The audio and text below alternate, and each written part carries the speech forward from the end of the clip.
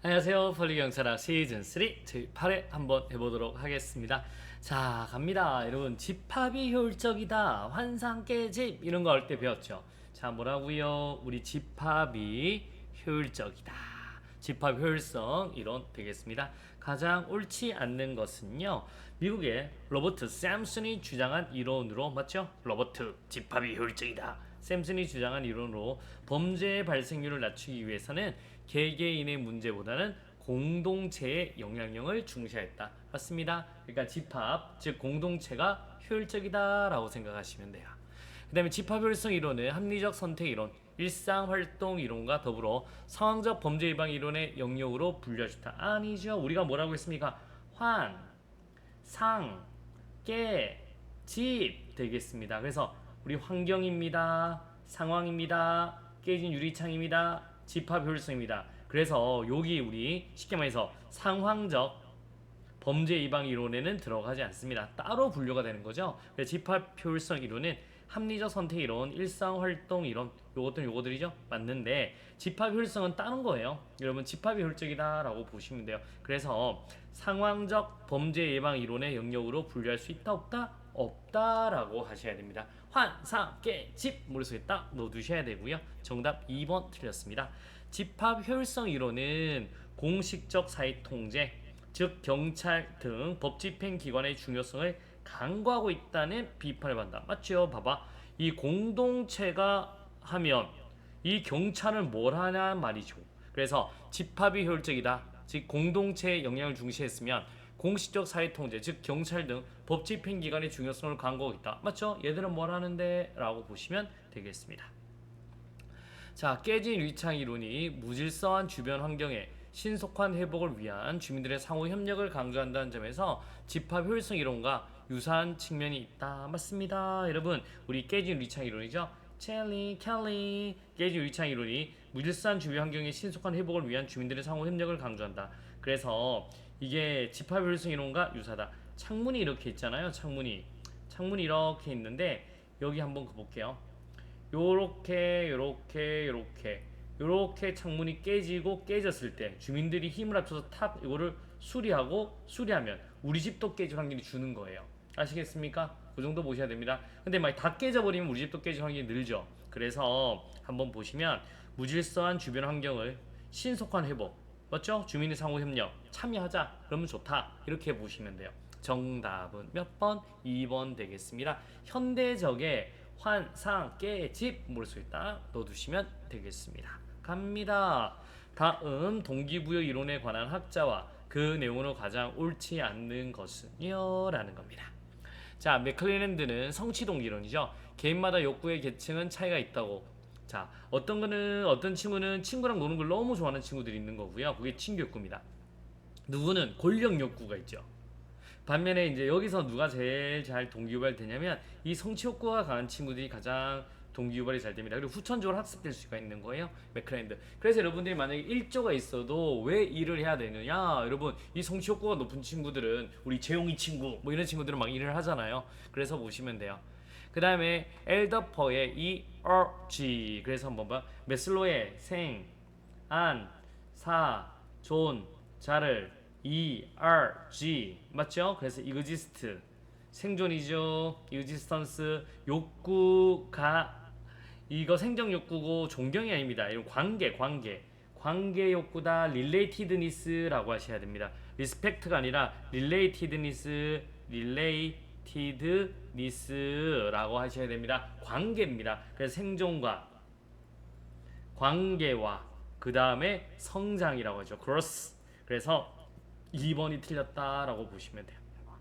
existence, relatedness 관계, growth. 그래서 이거는 관계다라고 하셔야 돼요. 자, 허즈버그는 주어진 일에 대한 성취감, 주변의 인정, 승진 가능성 등은 동기 요인으로 열악한 근무환경, 낮은 보수 등은 위생 요인으로 구분하였으며 두 요인은 상호 독립해 있다고 보았다. 딩동댕동 되겠습니다. 슬로입니다. 인간 욕구는 5단계의 계층으로 이루어지며 하위 욕구부터 상위 욕구를 발달한다고 봤다. 생, 안, 사, 존자 맞는 말 되겠습니다. 정답 몇 번? 2번이 되겠습니다. 3번 한번 갑니다. 국가경찰과 자치경찰의 조직 운영에 관한 법률상 시도자치경찰위원회 소관사무에 해당하지 않는 것은요. 자, 한번 봅니다. 우리 자치경찰사무감사 및 감사 의뢰는 당연히 시경위의 일 맞습니다. 자치경찰사무 담당 공무원의 주요 비위 사건에 대한 감찰 요구 오케이 맞습니다. 자치경찰사무 담당 공무원에 대한 징계 요구 맞습니다. 여러분 자치경찰사무 외에 다른 국가기관으로부터 업무 협조 요청에 관한 사항 이거 아닙니다. 원래 이게 어떻게 되냐면 요걸 뭘로 바꿨냐면 원래는 국가경찰사무 외에 다른 국가기관으로부터의 업무 협조 이거는 국경위의 심의상이죠. 소관 업무죠. 그래서 이거 4번은 아니고요. 4번은 자치경찰 사무 외에 다른 곳부터 업무 협조에 대한 사항은 소관 사무에 해당하지 않습니다. 이거는 해당하지 않는다고 적혀 있는 게 없어요. 그래서 정답 몇 번? 4번이 되겠습니다. 지금 저 이거 엄청 더운데 지금 에어컨이 고장 나가지고 지금 막 이렇게 하는데 여러분도 지금 더우시죠? 더운데 학원에 가만히 우리 자습실에 가만히 열심히 공부하십시오. 여러분 아시겠습니까? 자 4번 한번 갑니다. 경찰관 직무집행법상 불심 검문에 대한 설명으로 가장 적절하지 않는 것은요 라고 하셔야 됩니다. 자 미리 입수된 용의자에 대한 인상착의와 일부 일치되지 않는 부분이 있다고 하더라도 그것만으로 경찰관의 불심 업무 대상자로 삼은 조치가 유효하다고는 볼 수 없다. 맞죠? 딩동댕동 맞는 말 되겠습니다. 이것만으로는 볼 수 없다라고 하셔야 됩니다. 아시겠습니까? 요거만으로는 볼 수 없죠. 왜냐하면 성형했을 수도 있잖아요. 요즘에 그 정도 보시면 되겠고요. 또 한번 갑니다. 경찰관은 불신 검문 대상자에게 질문을 하기 위하여 범행의 경중, 범행과의 관련성, 상황의 긴박성 혐의의 정도, 질문의 필요성 등에 비춰 목적 달성에 필요한 최소한의 범위 내에서 사회 통념상 용인될 수 있는 상당한 방법으로 대상자 정리시킬 수 있고 질문에 수반하여 여러분 흉기 소유 여부로 조사할 수 있다. 맞습니다, 여러분. 그래서 질문하기 위해서는 범행의 경중, 관련, 긴박성, 질문의 필요성 비춰 목적에 필요한 최소한의 범위 내에서 자 여기서 중요한 건 필요한 최소한 범위 내에서 사회 통념상 용인될 수 있는 상당한 방법으로 정지시킬 수 있고 질문에 수반하여 흉기 소유 여부 탁탁탁탁 이렇게 할 수 있는 거죠. 맞는 말 되겠습니다.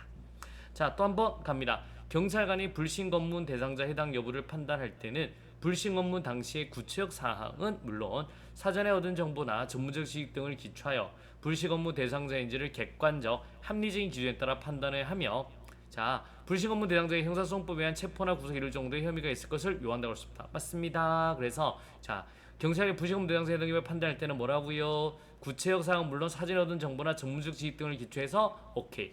그래서 불신 검문 대상자를 객관적 합리적 기준에 따라 판단하면 돼요. 경찰관이 객관적 합리적 기준에서 판단하면 됩니다. 그래서 우리 형사소송법에 체포나 구속에 이를 정도의 혐의가 있을 것을 요한다고 할 수 없다. 맞는 말 되겠습니다. 오케이. 자, 한번 4번 한번 가볼게요. 경찰관이 신분증을 제시하지 않고 불신 검문을 한 경우 대상자가 검문하는 사람이 경찰관이고 검문하는 이유가 범죄 행위에 관한 것임을 알고 있었으며 경찰에게 신분증 제시를 요구하지 않았다고 하더라도 그 불신 검문은 절차를 위협한 공무집행을 한다. 이거 틀렸어요. 그러니까 신분증 제시하지 않고 불신 검문을 했어요.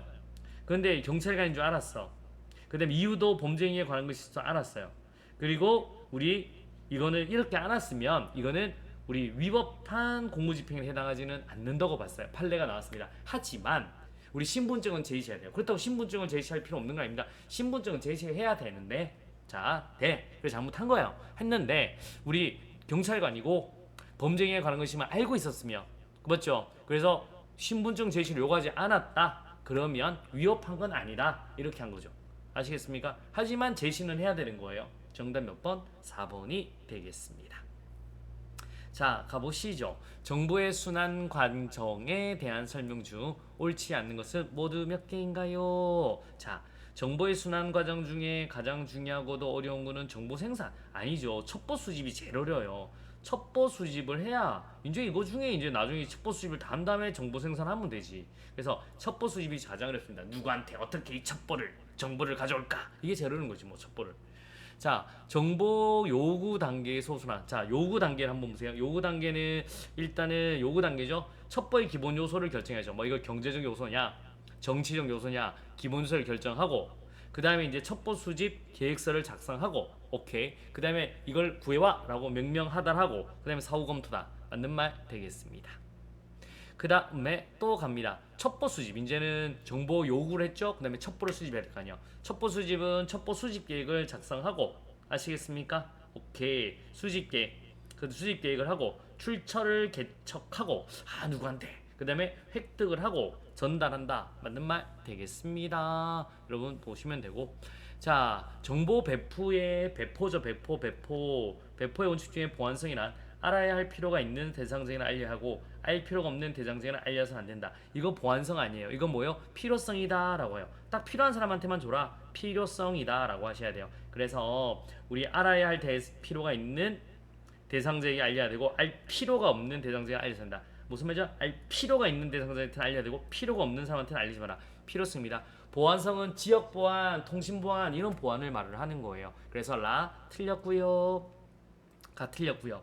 정보 배포의 수단 중에 특별 보고서, 스페셜 보고서잖아요. 특별 보고서는 축적된 정보가 여러 사람이나 기관에게 가치를 가질 때 발행하는 것이다. 딩동댕동. 여러분 맞는 말 되겠습니다. 여러분 그래서 축적된 정보가 여러 사람이나 기관에게 가치를 가질 때 발행하는 것이다. 맞는 말 되겠습니다. 옳지 않은 건 두 개 되겠습니다.